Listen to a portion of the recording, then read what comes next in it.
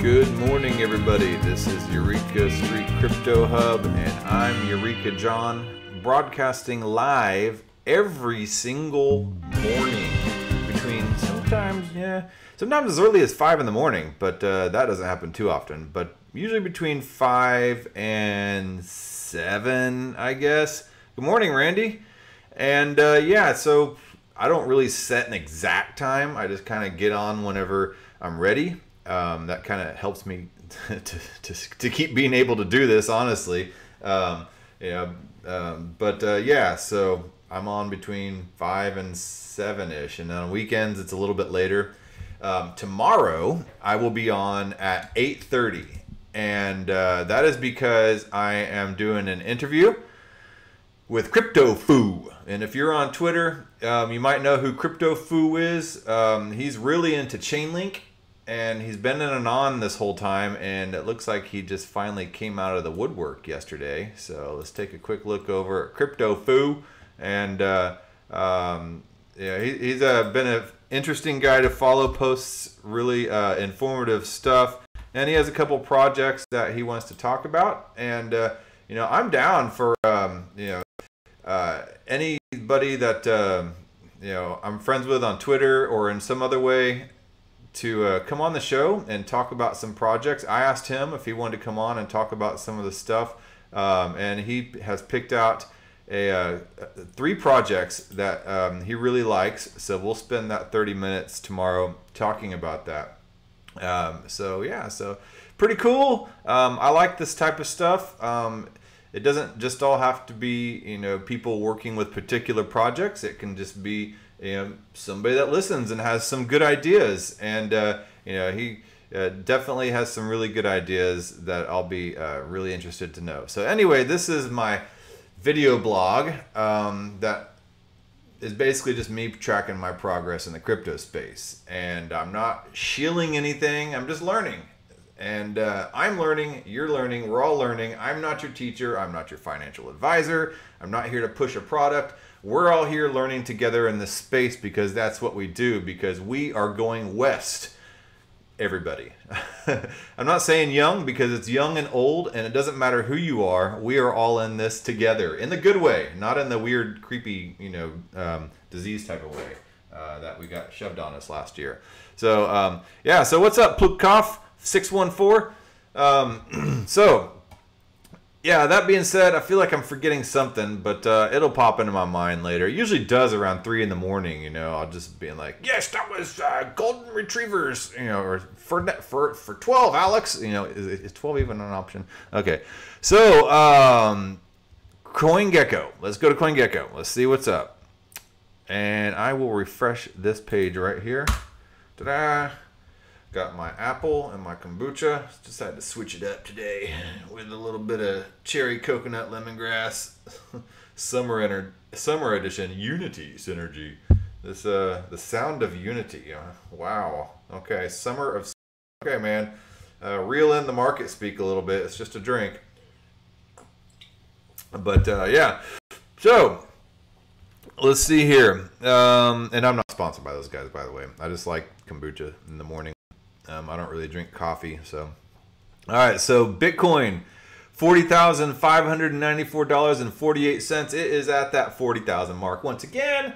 And crypto overall, I think, is in a very bullish sentiment. I'm not about to sit here and try to do any charts or TA or price analysis or anything like that, so don't ask. I do get that occasional person in my Twitter inbox asking me what I think such and such will be by end of year, and I ain't even going there, folks. So Ethereum, $2,753.55, and I'm not going there because I believe in the space as a whole. I believe in Web 3.0. I don't just believe in price speculation, even though the price is a nice little perk, and making money from it is a nice little perk, but I dollar cost average, which means I put in a little bit every chance I get, no matter what the price is, because I believe in the forward movement of the technology. And I believe all this is blockchain 3.0, Web 3.0. It'll enable us to connect our wallets to the internet without having to use some sort of identification in order to be able to transact. Hence, you have DeFi applications like Aave and Compound, where you just connect your MetaMask wallet It doesn't ask you for a photo of who you are and all this stuff, and you just transact. That's just, so it's really cool. And it's democratizing finance for everybody that previously only the privy and the privileged got to use. And everybody's privileged is such a nasty word nowadays, and everybody's throwing it around and trying to figure out who's more privileged than others. And let's just forget all that. This is the real privilege is being able to be completely autonomous financially. And there are a huge chunk of us, no matter who we are in society, that have not been able to use these tools because we are not accredited investors. Now, DeFi gives us the power for everybody to be accredited investors. So that's really important right there. It gets rid of this systemic segregation that is in play that has nothing to do with the color of your skin or anything like that. It is strictly based on class, socioeconomic class. And if you study DeFi and you study crypto, you have the power to unlock that and to be able to use these tools. And all it takes is just some education and reading and maybe listening to some podcasts. So yeah. So anyway, so Binance Coin 334.63, Cardano $1.38, XRP 73 cents. Dogecoin 20 cents, Polkadot $19, Uniswap $24.93, Binance. So now Binance got kicked down. There's 2 stable coins in the top 10, but Binance is closely behind. Chainlink up 21% in the past 7 days. I've been watching that Smartcon conference. If you are not watching that, you are missing out. It is right here, the Smart Contract Summit. I was listening to it all day yesterday, and that's what this episode is going to be about. It's going to be all about Chainlink and everything that Sergey Nazarov had to say yesterday. Completely amazing stuff is happening over at Chainlink right now. I'm so happy that I have been buying into Chainlink regularly for a year and a half, almost 2 years now. I couldn't be more happy. Everything that's going on right now with Chainlink is just absolutely mind-blowing. And they just came out with a whole bunch of new stuff. And I was just like pooping my pants at work as I was listening. Just like, shart, not sharding, but sharting, literally. Okay, and So listen to this. It's going on today as well. The tickets are free, so just get your tickets and just sign in, whatever. Let's go back over here to CoinGecko. So that's Chainlink. Solana, I also think Solana's going to be doing very well. 37.11. Let's see, what else can I look at? Theta Network. Yes, $7.13. It is up 12.4% in the past 24 hours. I think Theta Network is going to start getting some momentum, and you will not be able to catch up with it soon enough. That's my personal view on it. I've been dollar cost averaging into Theta Network as well. I'm broadcasting live on Theta Network. There is a lot of amazing possibility with Theta Network. Polygon Matic up 3.0%. And Aave down to DeFi is up 4.8%. And let's see here. I'm a part of, Celsius Network is a huge actor in some of what is going on right now with Chainlink. And they're up 3.9%. I'm considering actually jumping back into Celsius. I sold some tokens whenever I paid back my collateralized loan that I used in Celsius Network. And so I didn't think I had any need for it anymore, but I do have some stuff on Celsius, and when you do hold Celsius token, it lowers it actually increases your interest rate to be able your yield rate on any tokens stored in Celsius Network. So I need to get back in and get back to that level where I can earn a higher yield, because I have noticed a difference on some of my stuff locked in Celsius. Not locked in, but just stored in Celsius. It is a centralized finance application, because there's DeFi, which is decentralized, and that's Aave and Compound and Yearn and all that stuff. And then there's centralized finance in crypto, and that's Celsius and BlockFi and Nexo. And they're both good. They both have their purposes and stuff like that. People don't like a lot of times the centralized ones because they say there's a point of failure, not your keys, not your crypto. Completely understandable, and I respect it. So I just use both. I don't really, whatever, So Compound is up 15.6%. You've been seeing a lot of these actors in the space talking lately with the SEC and the regulatory bodies, especially Robert Leshner from Compound. And Rune, whatever his last name is, from MakerDAO, the guy from Aave, they've all been talking with the regulators. And it's been really interesting to watch in the past week as things are heating up in the crypto space with all the regulatory criticism coming. So it's definitely an exciting place to be. So anyway, yesterday at the Decrypt, what is the big deal? Not the Decrypt, at the Smartcon, the Chainlink Smartcon. What is the big deal? Well, the main huge deal that came out is Chainlink is building a $1 billion bridge to a multi-chain world. And they are doing this through this CCIP, Cross-Chain Interoperability Protocol for Decentralized Interchain Messaging and Token Movements. What does this mean?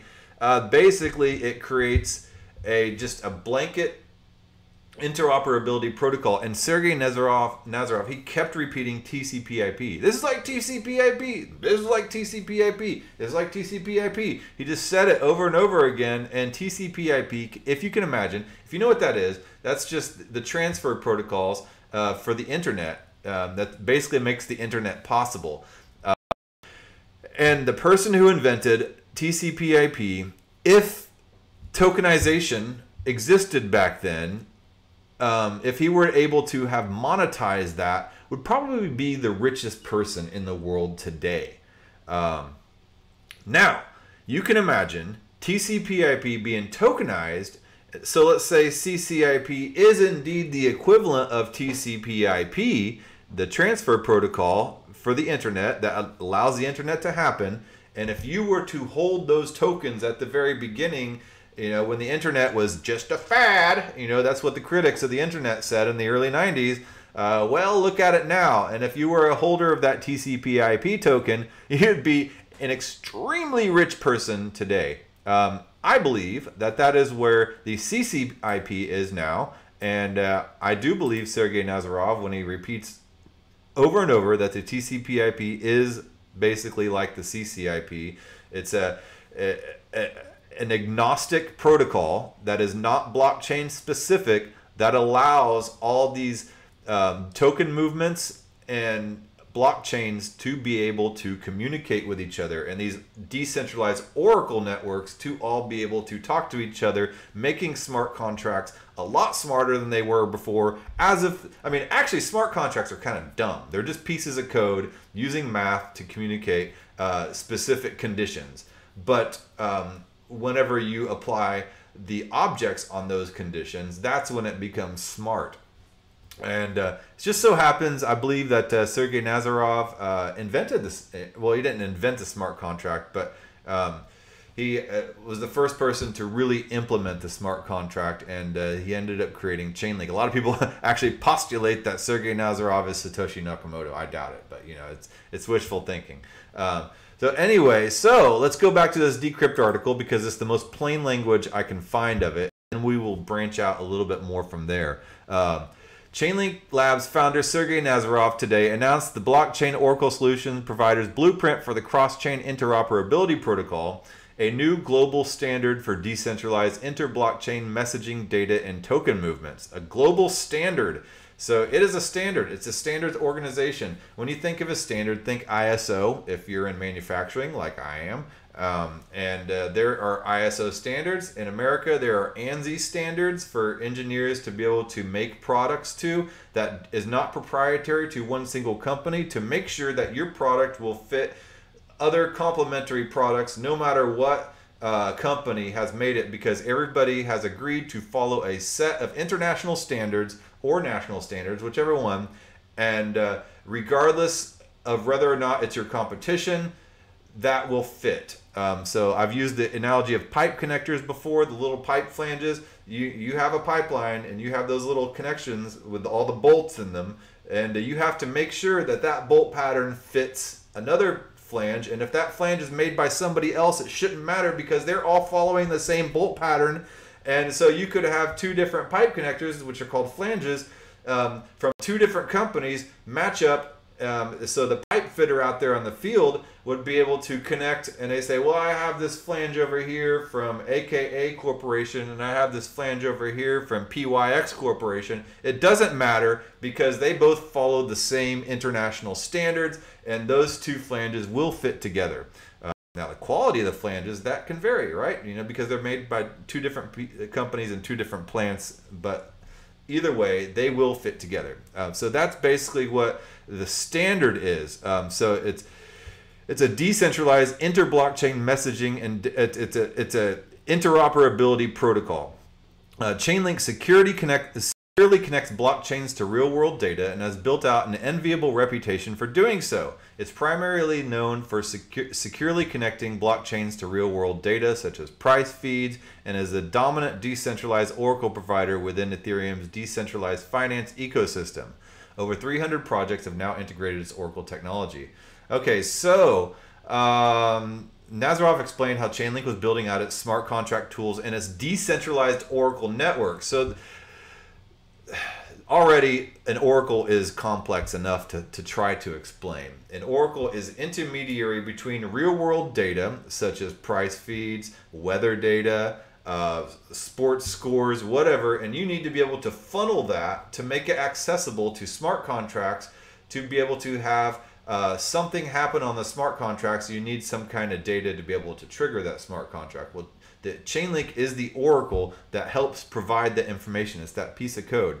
The decentralized Oracle networks are networks of all these different oracles that are all talking to each other to help share data back and forth. So let's see here. So Chainlink's universe of capabilities is expanding. It's basically doubling or even tripling. Chainlink used the publication of its second white paper last April to lay out an ambitious manifesto, and these plans are now coming to fruition. So the second white paper is amazing. I've read both the first and the second. It might be a little hard to understand if you're a newbie. However, Chainlink God, I know I've talked about Chainlink God on pretty much every episode, but the dude's pretty amazing as far as his understanding of Chainlink is concerned. Let's see here. White paper 2.0. So I'm going to put this link in the description when I find it here. He does a very not easy, but more understandable analysis of the Chainlink white paper, the Chainlink 2.0 white paper right here. And there's an audio on it. You can listen to it on Anchor, Spotify, and you can follow him on Twitter. So I would highly recommend listening to this. And as with all long podcasts, I zone out on some parts and I have to listen to it over again sometimes if it's a real important topic.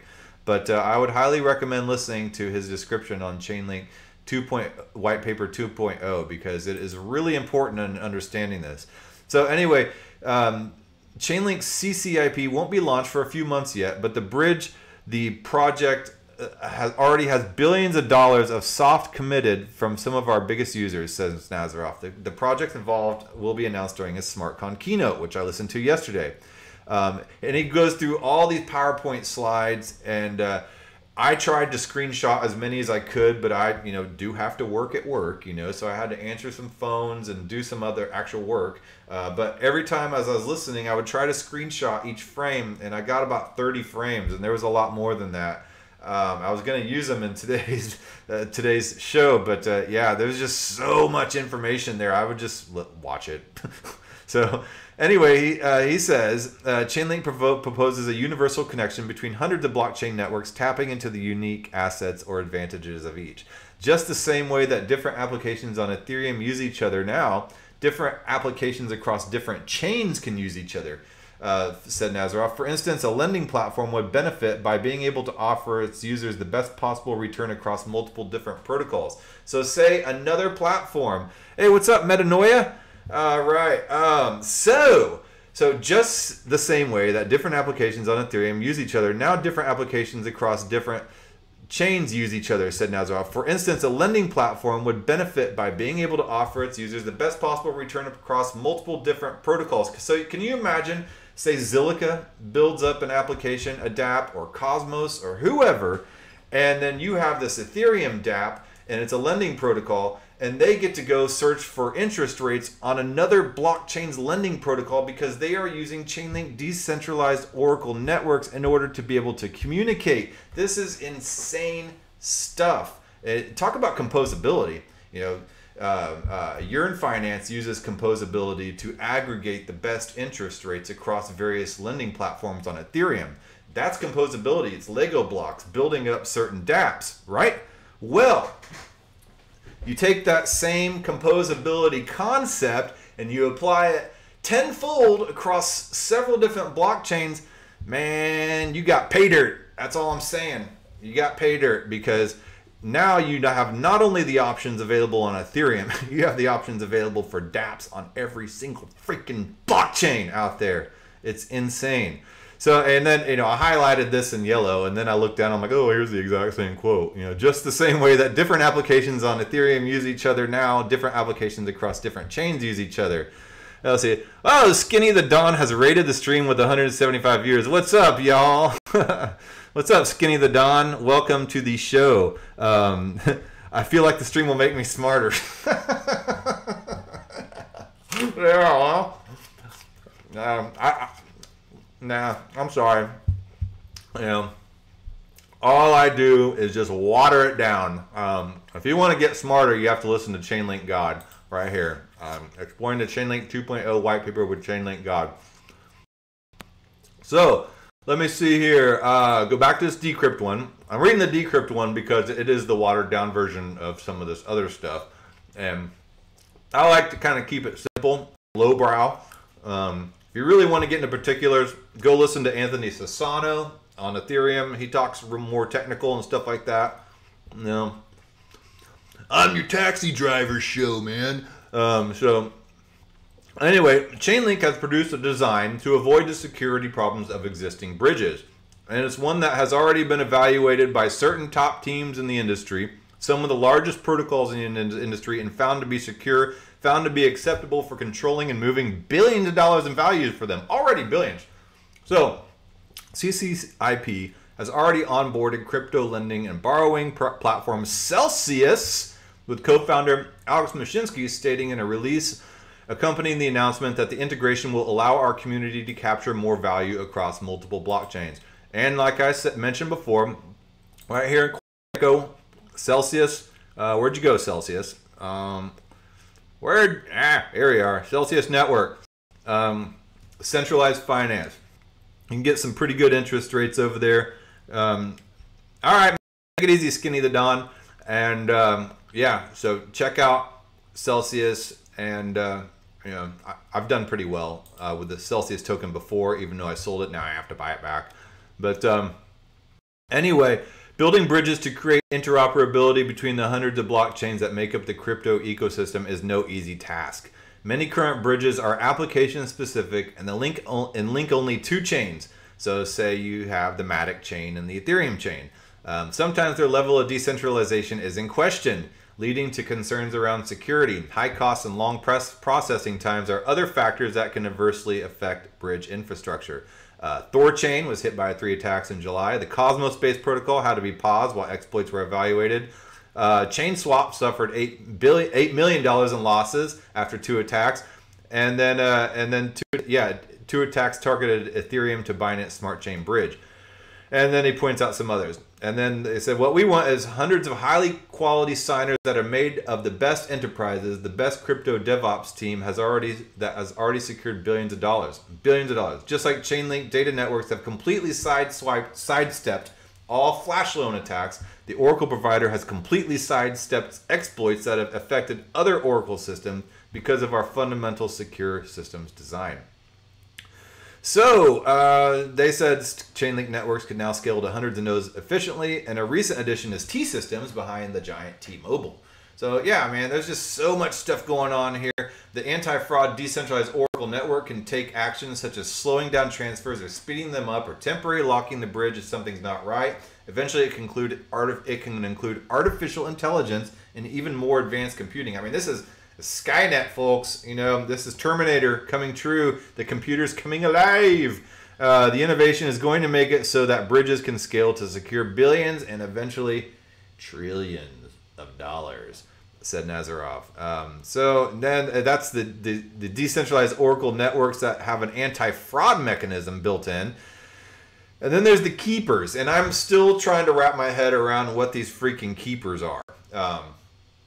So keepers are a service designed to enable ever smarter smart contracts that can automate increasingly complex instructions. That does not tell me jack squat about what a keeper actually is. But basically what keepers do is they keep the order of transactions, they keep the speed and the cadence of the transactions going, they keep the marching orders happening. And it's an automated way to do that. I cannot even begin to try to go down that rabbit hole. But with keepers, smart contract developers can build more advanced smart contract applications, and the CCIP means that the multitude of decentralized applications, the dApps, being built by the crypto industry may soon no longer be solely available on the chain for which they were built, which is exactly what I was just talking about, that cross-chain dApp capability. So if you have one dApp built on Ethereum, you can work with a dApp built on Zilliqa or built on Cosmos or built on Solana or whatever. So some version of CCIP would even be adopted by central bank digital currencies if they move onto a blockchain. Although whether or not they would want to achieve that level of decentralization is an open question. And this comes into play whenever you see all the recent crypto regulation nightmare that's going on. However, this brings into question, somebody mentioned something and it hit the nail on the head for me because there was something that was kind of missing for me. And this is something I was like, this sounds like something. This sounds like Quant Network and the Overledger. Think about the Overledger, and I've talked about this before. The Overledger is bringing interoperability mainly for the banking people, the banking industry and the banking customers, to have all these large corporations and banks in order to be able to talk back and forth to each other and to use a universal protocol to be able to bring inter-blockchain transactions to each other. So each banking institution can talk to each other, and it's really geared toward the international banking organizations. I think Chainlink takes this a step further. This was asked back in 2019, and I found an old Reddit 3 years ago. Chainlink versus, so they were talking about this 3 years ago, if you really knew what you were talking about. Chainlink versus Overledger, Quant. Somebody asked, do you guys see Chainlink and Overledger, Quant, as complementary or competitors? I'm asking because Overledger connects off-chain data to blockchain as well. For multi-source data, Chainlink seems to be superior, but for single-source data, I'm not so sure. I mean, this person was asking this 3 years ago. I mean, I was just trying to figure out what the hell blockchain was 3 years ago. So somebody says that this is 3 years ago, mind you. It seems that Quant is about writing smart contracts in their map language that can be utilized across any platform without having to rewrite them in different languages. If ADA, Cardano, got more popular than ETH, they could basically just switch over. Basically, since Quant is an operating system, they want people to use their tools for interoperability. Chainlink, however, uses a network interop, whether that be a different chain or API. I think the latter would be more popular. It uses a network for interoperability in a decentralized manner. Totally different methods that have some overlap, but a lot that doesn't overlap. So it's pretty interesting that 3 years ago they were already talking about this Overledger versus Quant, and I'm like, well, they're both involved now with Swift. So here you go. You got Swift here on the Chainlink marketplace. You have Swift right here. Where'd you go? Where'd you go? Where'd you go? Where'd you go?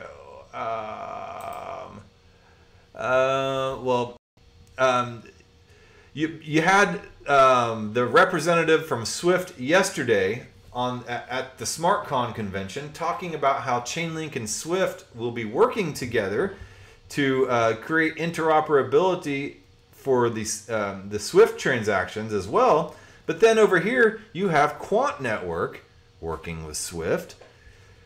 Nothing has been said, and there's no partnership. But I'm just sitting here, and I'm reading all these different articles, and I'm trying to put it all together. I'm like that guy with the corkboard and the yarn, you know.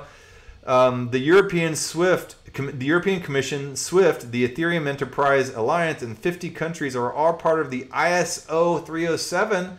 It's an international standard, banking standard, created by Gilbert Verdion, the Quant Network CEO. He's working with Swift. Sergey Nazarov is working with Swift. They're all working together.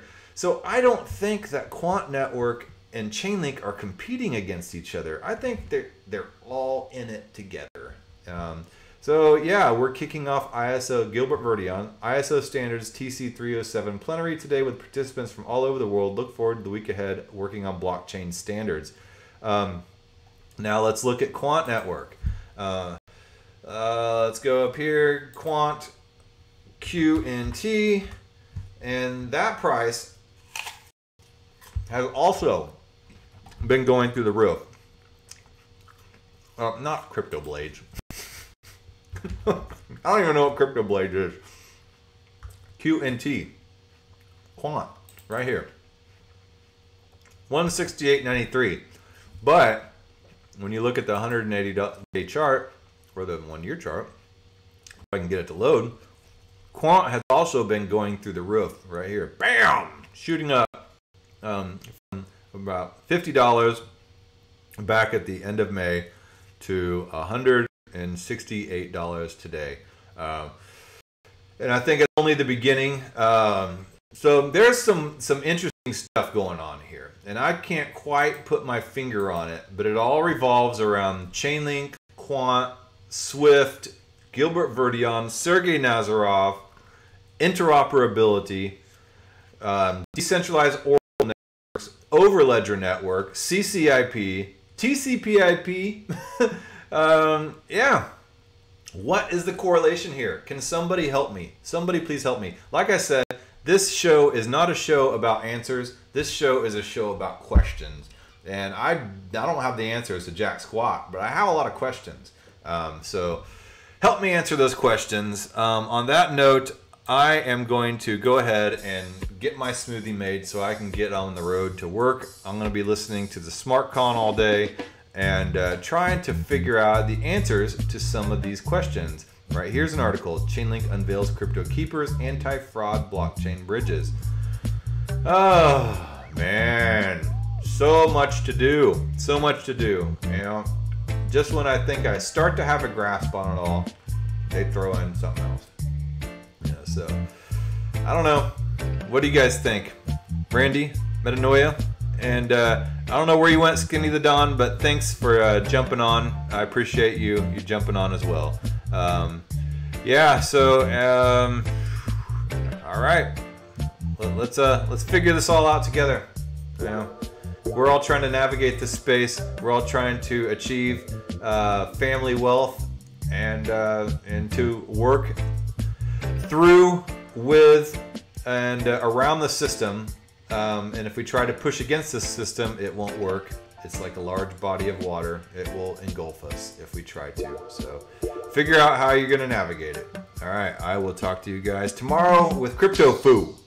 Bye.